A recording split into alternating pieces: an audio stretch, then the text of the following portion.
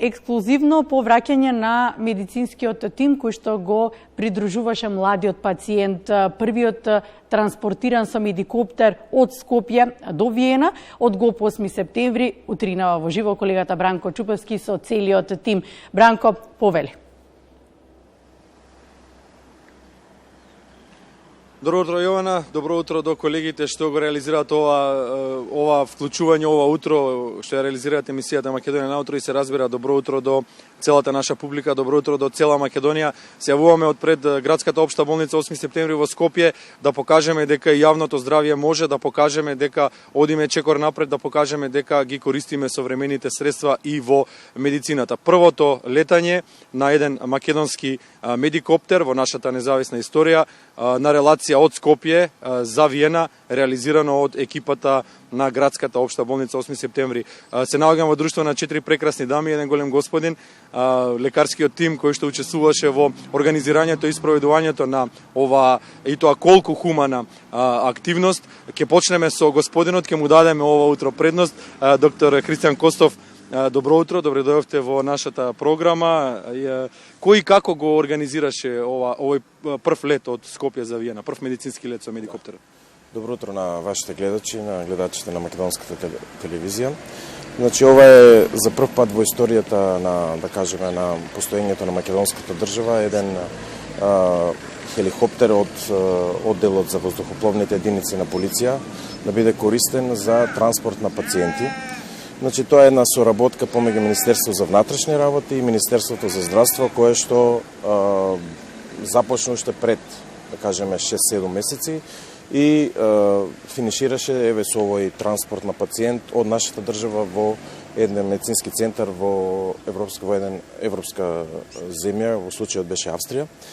Значи, соработката се состои во тоа што е искористен полициски хеликоптер и со една донација од опрема од Република Словенија и апаратите од нашата, значи, градска општа болница се екипираше хеликоптерот и да биде во служба на, значи, на пациентите, односно да се овозможи еден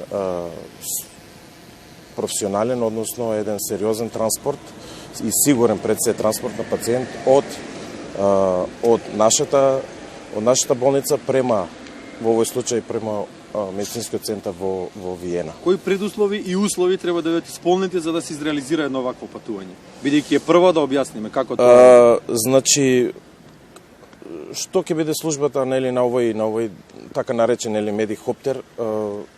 Идејата беше да може било кој граѓанин од нашата држава да му се пружи таа услуга, односно транспортот помеѓу медицинските центри, значи да се земе пациент или да се однесе пациент од една медицинска установа према друга установа, да се зема пациент од некои места кои што се непристапни до медицинскиот центар или пак да се пренесе пациент од медицинска наша установа во нашата држава према некој медицински центар надвор од нашата држава, односно некоја европска земја.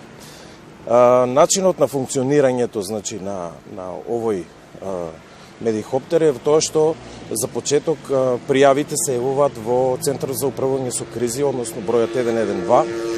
Значи, секој што ќе пријави потреба од медицински хеликоптер може слободно да се јави на тој број и после тоа внатре има, нели, соодветна организација, комуникација помеѓу Министерството за внатрешни работи и Министерство за здравство, односно нашата болница, како градска општа болница 8 септември, и ќе биде ставен во служба, значи, овој хеликоптер, се со цел безбеден транспорт на пациентот од било која точка на нашата земја до нашата установа.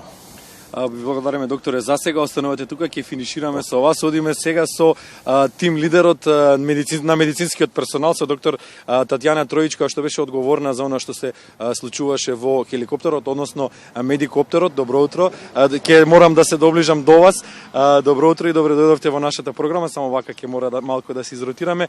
Докторка, Можат ли граѓаните да се потпрат на најавите дека и во иднина ќе може да се организираат вакви медицински патувања, ваков транспорт, интеграција на модерните технологии во нашата медицина? Секако дека може, тоа е и основната цел што ние го започнавме овој процес. Значи, потребно е најбрзо што може било кој повреден пациент или кој што има потреба да се префрли од една установа или од некое место на несреќа, што најбрзо може да стигне до установа каде што ќе му се пружи помошта. Ние почнавме со пациент кој што малце беше поголем предизвик ова патување, затоа што имавме пациент кој што е респираторно зависен, така да тока беше нашиот предизвик да се изорганизира како што треба, да се направиме соодветна опрема која што ќе може да ги задоволи потребите на пациентот, да најсигурно стигне од една наша установа, која што е во земјата, конкретно Џан Митра клиника, преку со помош наша да стигне до Виена, до центарот каде што ќе се проложи неговото лекување. Предизвиците се огромни, треба едно огромно припремање, ние негдека 3 недели се припремавме за овој транспорт, треба точно предвидување колку ќе се потрошат гасови, која се опрема ќе биде потребна, сето тоа да се измери и да се согласиме заедно. Сега морам овдека да спомнам, не можам да ги заборавам, дел од тимот, практично лидери на делот кој што ни помогна да го префрлиме пациентот, тоа се пилотите Ненад Алексовски, тука и Христијан Велков, кој што беа изворедно ја извршија својата задача, и техничарот Гоце Лазаров. Ќе им заблагодариме и ќе се обидеме да и нив да ги презентираме пред македонската јавност затоа што го заслужуваат тоа. Делум на следното прашање го одговоривте, меѓутоа еве уште еднаш ќе ви го поставам и ќе го дополнам, дали беше соодветно опремен за оваа интервенција медикоптерот и дали и за други слични интервенции или други од други области имаме опрема, дали сме подготвени да одговориме на предизвикот? Градска општа болница 8 септември има опрема. Ние опремата делум не добивме и за време на ковидот. Ние и сега, уште вчера, почнавме разговори како да досовремиме таа опрема. Меѓутоа, се што беше потребно, тоа одговорно тврдам, беше соодветно за потребите на пациентот, вклучувајќи значи оксилози за да може пациентот со помош на респиратор да дише за време на патот, да биде сигурен, сигурно мониториран, и тоа сигурно имавме, и сите оние услови кои што евентуално би се случиле во најлоши сценарија, да можеме ние да одговориме на потребите. Така да, имаме опрема, сигурно секогаш може да биде подобра, меѓутоа со она што го имаме. Мислам дека 8 септември е една од болниците која што многу вложува во тоа, колку ќе се опреми, како ќе биде опремена и секогаш за да биде за потребите на пациентите кои што се префрлаат. Благодариме, бидете така, благодариме што сте тука, благодариме што одлично си ја завршивте работата. Одиме со доктор Есмина Андреска Панова. Колку време беше потребно да се подготви оваа акција и како се одвиваа подготовките? Околу 3 недели беа подготовките, значи прво пред се проценка на пациентот во каква состојба е, каква е респираторната состојба, заради тоа што требаше да се обезбеди машина, респираторна машина, за да се поддржува неговата функција на дишниот систем. Значи, тука сите бевме вклучени во подготовките, да нема никаков пропуст, да се комплетира целата, сите потребни апарати кои би ни требале за време на транспортот, така да сите бевме вклучени во овие подготовки. Како се одвиваше летот? Беше ли мирно? Стигнавте ли онака како што посакувавте, се беше во ред? Со мали турбуленции, во главно добар беше летот, без никакви посериозни проблеми стигнавме до Виена, го предадовме пациентот и сме горди и среќни што тоа се одвиваше во најдобар можен ред. И се вративте безбедни дома, што е најважно. Ви благодариме и вам. Продолжуваме понатаму со останатите две членки на медицинскиот персонал. Марина Јанчева, дипломиран техничар, медицински техничар. Што беше, се плашите ли од нешто за време на летот во однос на транспортот на пациентот? Воопшто. Немаше простор за никаков страв, пошто си бевме во безбедни раце.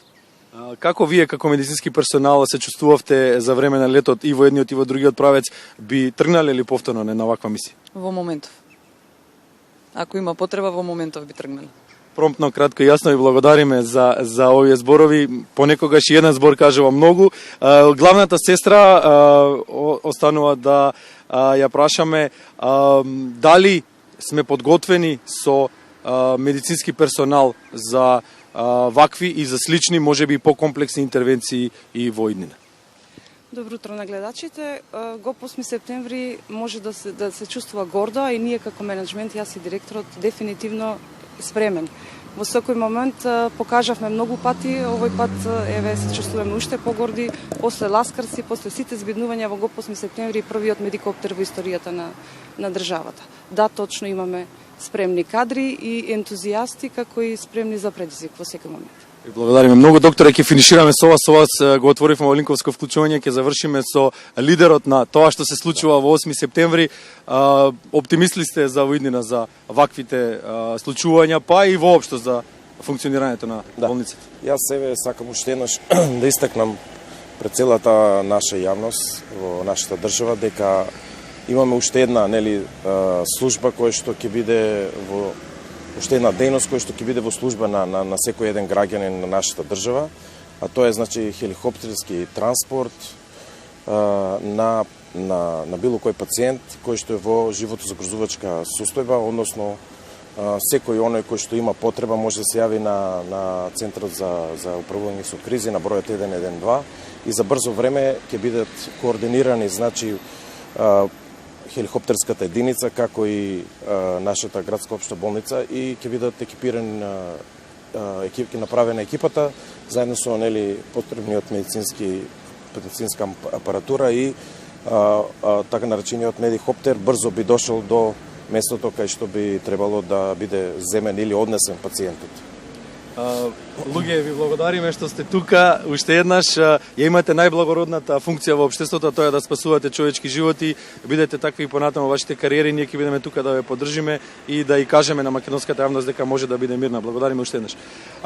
Почитувани, тоа беше ова 10-минутно јавување од пред градската општа болница 8 септември во Скопје, ексклузивно за македонската телевизија, медицинскиот персонал кој што го изреализира првото летање со медикоптер, со хеликоптер за медицински намени од Скопје во на некоја друга дестинација во друга држава, од Македонија во Австрија, беше на програмата на македонската телевизија. Уште еднаш ќе им се заблагодариме на сите кои што учествуваа во организацијата на ова случување и во реализацијата, едноставно да покажеме дека и јавното здравје може.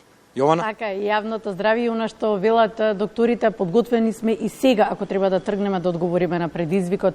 Благодарам Бранко, благодарност до целиот тим кој што ово утро го имавме ексклузивно за Македонија на утро за македонската телевизија.